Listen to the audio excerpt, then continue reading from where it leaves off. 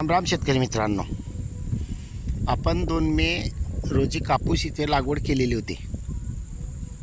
आता विशेष म्हणजे आपण एका जागेवर 2 बी टोस्टन केलेलं होतं. याचे जे उगवण हे सुरुवातीला जे आपण 10 बिया टोचल्या होत्या त्याच्यामधून 8च उगल्या होत्या, 2 उगल्या नव्हत्या.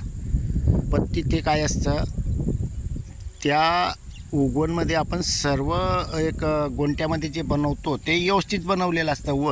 ओलावा व्यवस्थित असतो, सर्व काही व्यवस्थित म्हणजे एक सारखं असतं. आणि लागवड करताना हा मात्र भाग वेगळा असतो, हे कोणाच्या लक्षात येत नाही आहे. फक्त आपण बीज प्रक्रिया करून जे लागवड उगवण पाहतो ते व्यवस्थित उगवण राहतं. पण इथं कसं असतं, मजुरांच्या हातानं लागलेलं असतं. कोणी वरती लावून देतं, कोणी खोल लावतं. म्हणजे याच्यात थोड्या मिस्टेका होत राहतात मातीमध्ये. आणि कोणी टोचतं, माती ॲड होत नाही. आणि जोपर्यंत बीला माती लागत नाही आणि ओलावा पाणी लागत नाही तोपर्यंत ते उगतच नाही. समजा खालतून माती असेल, वरती उघड असेल आणि पाणी किती बी द्या उगणार नाही. ते दाबलं जाईल तेव्हाच उगेल. या एखाद्या वेळेला खोलवर गेलं तर ते उगवण होईल पण लेट दिसतं. त्याच्यात आपण अजून घाबरतो, उगलं नाही आहे. तर त्याही मिस्टेका होऊ शकतात. पण शेतकरी मित्रांनो, विशेष म्हणजे जमीन कधी तुमची भुसभुशीत असेल आणि थोडं बियाणं खोलबी असेल तर वरती यायला टाईम लागत नाही.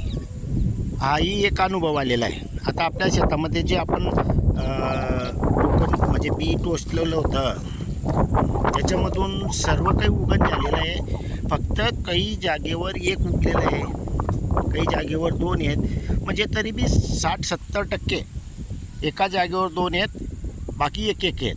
म्हणजे आता 2 टोचण्याचे मेन कारण सांगतो.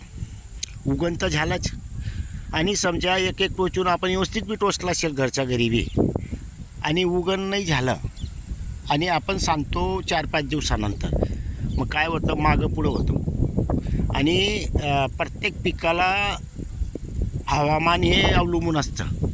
आणि काही गोष्टी ह्या एका झाडाला बोंड जास्त लागतात, दुसऱ्याला कमी लागतात, हे बी मेन कारणच राहू शकतं आहे तिथे. तर त्यामुळे शक्यतो सुरुवातीला बियाणं गेलं तर गेलं, 2 बिया टोचल्या तर अति फायदा आहे. एक बी टोचून आपण ते नुकसान करून घेतो आहे.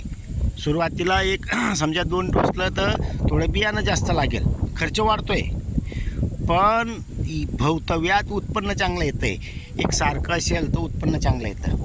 तर शेतकरी मित्रांनो, हे माझे अनुभव आहेत.